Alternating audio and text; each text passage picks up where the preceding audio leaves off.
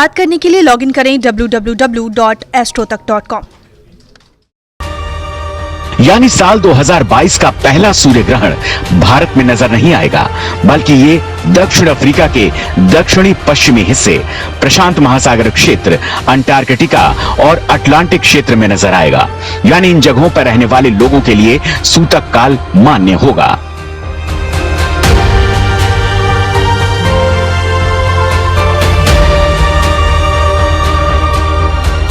सूर्य ग्रहण का जो शुभ मुहूर्त है वो रात्रि 12:15 से लेकर रात्रि 4:07 तक का समय है।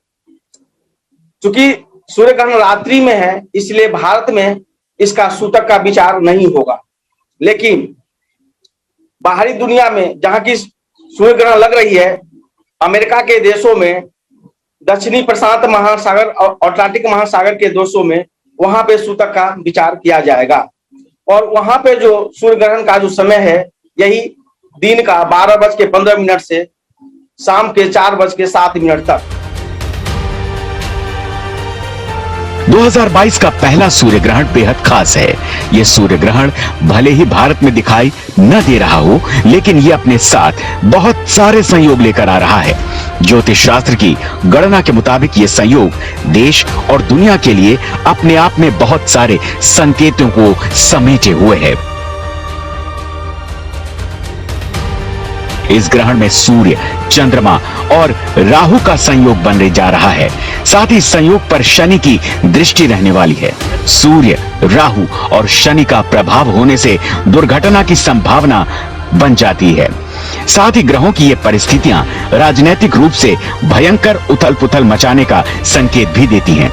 इसके अलावा मेष राशि में लग रहा ये ग्रहण विश्व भर में युद्ध और विस्फोट के संकेत दे रहा है। इस ग्रहण भारत के पूर्वी हिस्से की तरफ चीन, जापान और बांग्लादेश की तरफ समस्याएं हो सकती हैं। साथ ही भूकंप और त्रासदी जैसी स्थितियां बन सकती हैं। दरअसल इस बार सूर्य ग्रहण पर एक और अद्भुत संयोग बन रहा है। इस बार का सूर्य ग्रहण शनिश्चरी अमावस्या के दिन पड़ रहा है। ऐसे में ये कई उतार चढ़ाव का कारण बन सकता है। क्योंकि उस दिन शनि जयंती भी है, तो ये बहुत बड़ा महासंयोग बन रहा है।